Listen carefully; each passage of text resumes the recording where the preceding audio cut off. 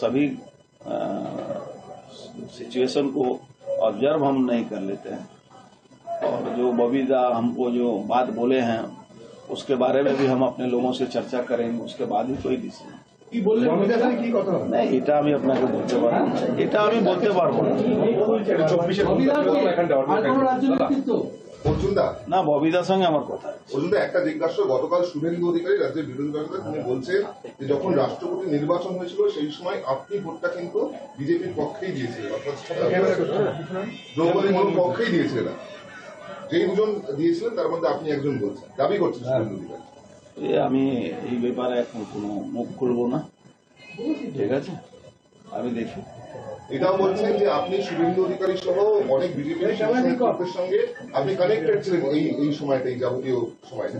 দেখুন, আমি একটা জিনিস জানি, আমি যেদিন থেকে বিজেপি এমপি হয়েছিলাম, বিজেপি প্রধানমন্ত্রী যখন দলের নেতাদের সঙ্গে কথা বলতেন বা এমপিদের সঙ্গে মিটিং করতেন, ওখানে একটা জিনিস শেখানো হতো কি কোনো লোকের সঙ্গে সম্পর্ক খারাপ করতেন না, কাউকে গালাগালি না দিতেন। তো আমি মনে করি কি আমি একটা হিউম্যান বিইং হিসাবে আমার কাউকে, আমি এখনো বলছি, কাউকে আমার গালাগালি করার অধিকার নেই। আমি যথেষ্ট সম্মান করি আমাদের লিডারদেরকে, যারা দীর্ঘদিন ধরে লড়াই করে লিডার আছেন আমার, তাদেরকে আমি সবাইকে সম্মান করি।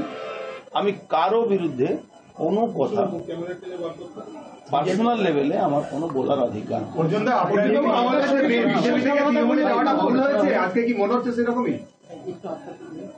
না। দেখুন, কি ভুল কি ভালো সেটা তো সময় বলবে। এখন এই মুহূর্তে ভুল ভালো শখ কিছু ছিলাম নিশ্চয়ই কালকে, এখন একটু শখ থেকে বেরিয়েছি। শখের জায়গা, শখ যেটা হয়েছিলাম সেটা একটু কেটেছে। কেন, কিভাবে কাটলো, কেন শখ কেন কাটলো, এটা তো কোনো ওষুধ নেই। একটু বসে সবার সঙ্গে আনন্দ ফুর্তি কথাবার্তা বলে সবগুলো কেটেছে। এর জন্য তো কোনো ওষুধ খেতে হয় না। একজন একজন কথা বলুন। শোনা যাচ্ছে আপনি বিজেপির দিকে যেতে পারেন, আবার পুনরায় ফিরতে পারেন বিজেপি। দেখুন, আমি শোনার কথা বা এর কথার উপরে আমি করি না, বিশ্বাস করি না। আমি এইটুকু জানি কি আমিও একজন মানুষ, আমারও সেন্স আছে, আমারও দুটো চোখ আছে, দুটো কান আছে, একটা নাক আছে, একটা মুখ আছে, আমারও সব বোঝা শক্তি আছে।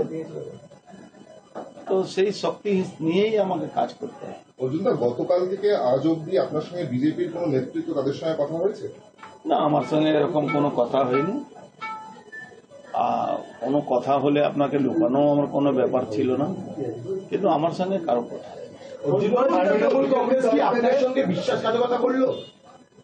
দেখুন, কালকে আমি যা বলার বলে দিয়েছি, আজকে নতুন ভাবে আমি কিছু বলতে চাইছি। দাদা, দলের কথা আপনি স্যাটিসফাইড?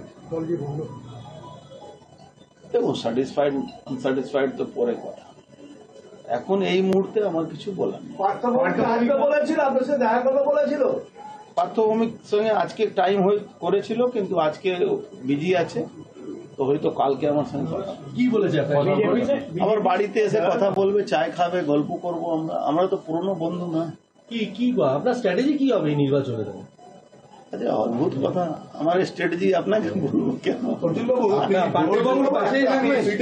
আপনি তো সিটিং এমপি, আপনি কি ভোটে এবার প্রতিদ্বন্দ্বিতা করবেন? সেটা কোন রাজনৈতিক? না, সিটিং এমপি আছি, তাই তো পার্থভূমিক আমার কাছে আছে যে লড়াই করবে, সে সিটিং এমপি কাছে আসবে, চায় খাবো। আমরা বহুদিন ধরে আমার এখানে আসিনি, কেন বড় নেতা হয়ে গেছে, তো এখন আসবে, কালকে কথা বলবো, একটু পুরনো গল্পগুলো হবে। पश्चिम बंगाल में हिंदी भाषाभाषी के आप सबसे बड़े नेता हैं यहाँ पर, क्या हिंदी? यहाँ देखो, बंगाल में हिंदी और उर्दू और बांग्ला भाषी वाला बात आप बोल के बिना मतलब का वो सब फालतू वाला काम मत कीजिए। यहाँ के बंगाल के सभी लोग भारतवासी है और बंगाल के बंगालवासी है।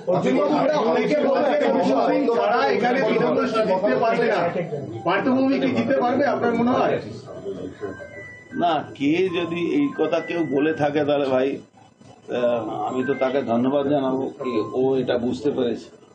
কি বুঝতে কি পেরেছি? বুঝতে এই যেটা বললো মানে আপনি ছাড়া তৃণমূল বেরোনো মুশকিল, না, আপনি ক্যান্ডিডেট নাম এটা তো তুমি বলছো ভাই, আমি তো বলছি না। আজকে থেকেই প্রাথমিক প্রচারে নেমে গেছেন, আমডাঙ্গায় গেছেন এবং সভা করেছেন, কিছু রাস্তা নামা তো উচিত তো, তো মানে আমার মনে হচ্ছে তো কালকেই নেমে যাওয়া উচিত ছিল, একটু 12 घंटा लॉस করেছে।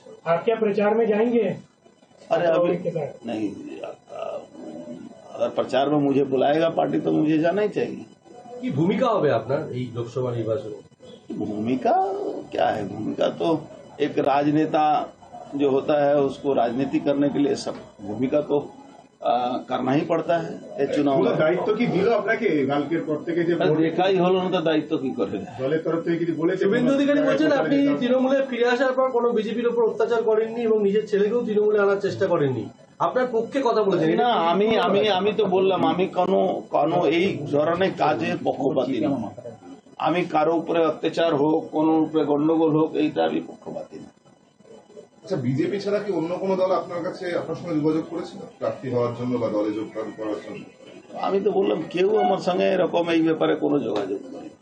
অর্জুনবাবু, একটা বিষয় দেখা যাচ্ছে, তৃণমূল কংগ্রেসের যে প্রার্থী ঘোষণা করা হয়েছে তার মধ্যে কেউ কেউ প্রার্থী হয়েই বলছেন যে সন্দেশখালীতে যে অভিযোগ আসছে সেটা বিজেপির চক্রান্ত।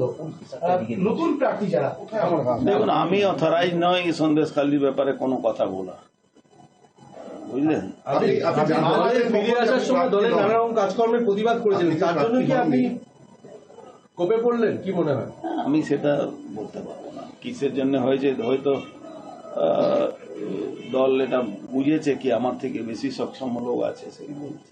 পাপ্পু সিং গ্রেপ্তার হলো, তারপরে আপনি চুপ ছিলেন, সুব্রত বক্সির কথাতে আপনি কোনো রকম মন্তব্য করছিলেন না, সাবধানী ছিলেন। আমি এখনো মন্তব্য করছি না।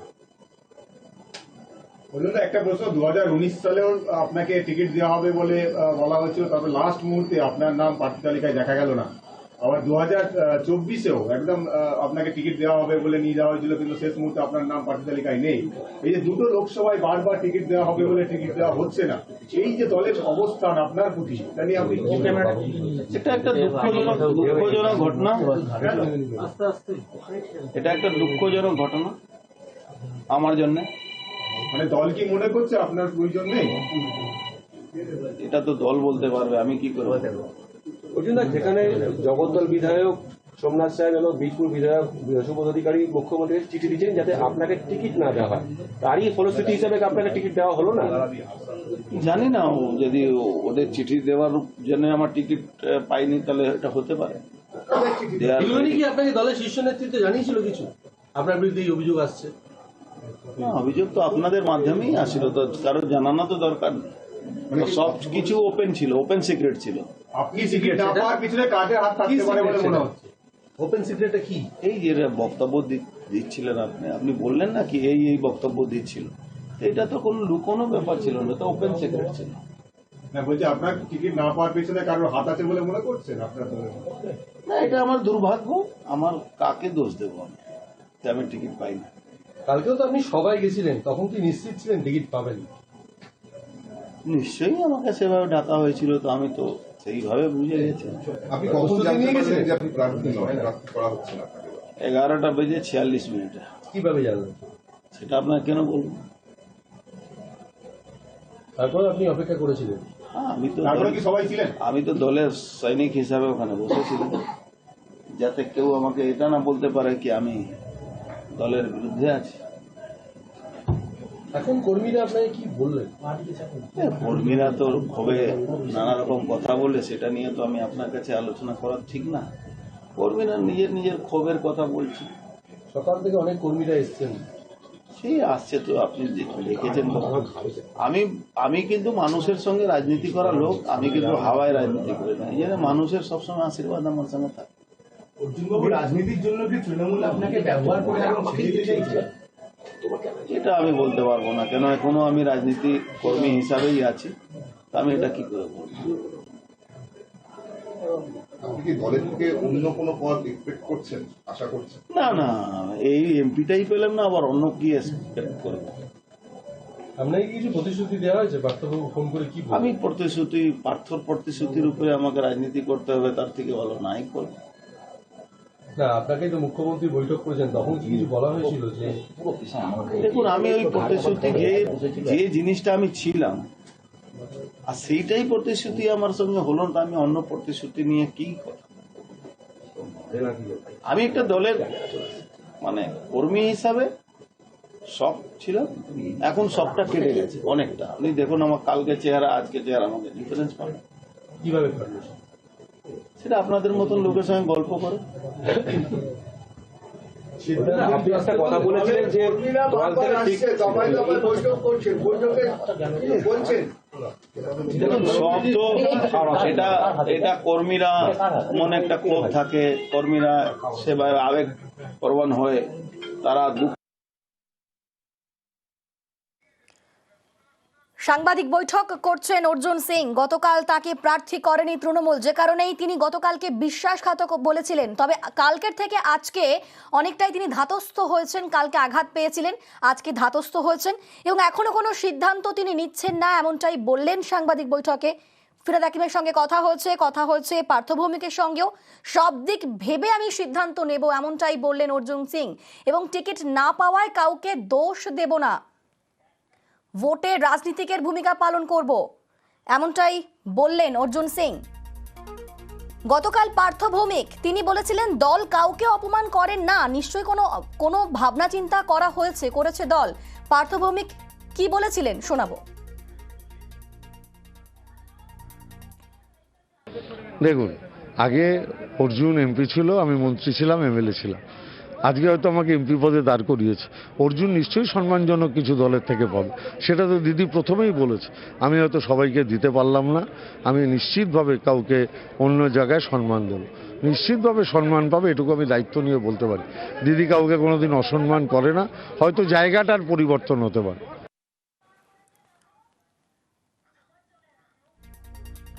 আর গতকাল কি বলেছিলেন শুভেন্দু অধিকারী শোনাবো।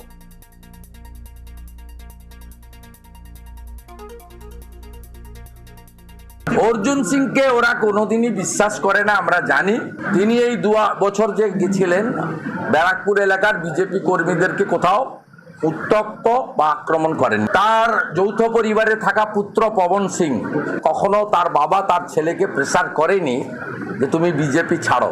এবং আজকে আমি বলছি আপনাদের অকথিত তথ্য, দ্রৌপদী মুর্মু পশ্চিমবঙ্গ বিধানসভায় মোট 34 জন এমপি ভোট দিয়েছিলেন, একটাও বিজেপির এমপি ছিল না। 2টো ভোট দ্রৌপদী মুর্মু পেয়েছিলেন, তার মধ্যে একটা অর্জুন সিং এর ছিল। আমাদের অনেক নেতার সঙ্গে তার যোগাযোগ ছিল, আমার সঙ্গে যোগাযোগ ছিল। তিনি কি করবেন আমি জানি না, আমাদের রাষ্ট্রীয় নেতারা কি করবেন আমি জানি না, না আমি বলতে পারবো না। I am not the authority. এখানে যে আমার পরিবারের, আমি অন্য জায়গা কেন কোনো কথা মানে করব, আমি ওসব নিয়ে বিশ্বাসও করি না। প্রপোজাল দেওয়া হয়েছিল, এইসব নিয়ে আলোচনা করাও ঠিক না। আমাকে প্রপোজাল কে দেবে না দেবে, আর প্রপোজাল আমি শুনবো না শুনবো, এটা ঠিক না।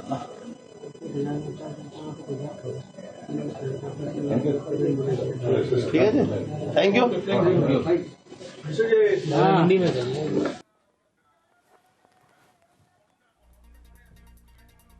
এখনই কোনো সিদ্ধান্ত নিচ্ছেন না সাংবাদিক বৈঠকে, এমনটাই জানিয়ে দিলেন অর্জুন সিং। গতকাল তৃণমূল ঘোষণা করলো প্রার্থী তালিকা এবং সেখানে বারাকপুরের সাংসদ বলেছিলেন যে অর্জুন সিং তাকে প্রার্থী করা হয়নি, যে কারণে তিনি শকড হয়েছেন। আর আজকে তার এই সমস্ত মন্তব্য। আমাদের সঙ্গে রয়েছেন প্রতিনিধি অরুণ, তাহলে কি মনে হচ্ছে বিজেপিতে তাহলে কি যাচ্ছেন না অর্জুন সিং? দেখো, এখনো পর্যন্ত কিন্তু ব্যাপারটা তিনি পরিষ্কার করে বললেন না। তিনি বলছেন যে দলীয় কর্মীদের নিয়ে তিনি আজকে একটা বৈঠক করেছেন তার ঘরেই, তার দলীয় কর্মীদের সঙ্গে তার কথা হয়েছে এবং দলীয় কর্মীরা তাকে উপদেশ দিয়েছে যে তাদের সঙ্গে কথা বলার পর তিনি সিদ্ধান্তের কথা তিনি এখনো জানাননি। পরবর্তী ক্ষেত্রে তিনি যদি কোথাও যান সেটা জানিয়ে দেবেন, কিন্তু এই মুহূর্তে তিনি কিন্তু বলতে নারাজ। কারণ তিনি তার সঙ্গে পার্থ ভৌমিক যোগাযোগ করেছিল, ববি হাকিম যোগাযোগ করেছিলেন, এইগুলো কিন্তু তিনি বলছেন। কিন্তু তিনি কোনোভাবে তিনি বলেছেন আমার একটাই দাবি ছিল যে ব্যারাকপুর থেকে যেন আমাকে টিকিট দেওয়া হয়, তাহলে অন্য কোনো জায়গা থেকে আমি দাঁড়াবো না। সেই জায়গায় তিনি একদম স্ট্যান্ড বাই রইলেন, যে তার বক্তব্য সেখানটাই যে অন্য জায়গায় দাঁড়াবার কোনো প্রশ্নই আসে না। এবং পার্থভৌমিক সম্বন্ধে তিনি বললেন তিনি এখন বিভিন্ন জায়গায় ব্যস্ত, তার একটা মিটিং হওয়ার কথা ছিল তার সঙ্গে, কিন্তু তিনি আসেননি, তিনি আমনাগার দিয়ে চলে গেছেন। ফলে সব মিলে অর্জুন সিং কিন্তু এখনো তার ক্ষোভ রয়েছে। তিনি আবার বলছেন, কালকে যতটা মর্মাহত ছিলাম, আজকে কর্মীদের সঙ্গে কথা বলে আমি কিন্তু অনেকটাই ফ্রেশ হয়েছি এবং পরবর্তী সিদ্ধান্ত কি হয় সেটা আমি পরবর্তী ক্ষেত্রে জানাবো। এই মুহূর্তে আমার কোনো বক্তব্য নেই এবং দলের প্রতি আমার কোনো ক্ষোভ নেই। আমার মনে হয়েছে আমার যোগ্যতা নেই, সেই কারণে আমাকে টিকিট দেয়নি। পরবর্তী ক্ষেত্রে যদি কখনো আমি কথা বলতে চাই এবং কথা আমি এখনো অপেক্ষা করছি, কি হবে সেটা পরবর্তী ক্ষেত্রে জানানো যাবে। বেশ, ধন্যবাদ অরুণ।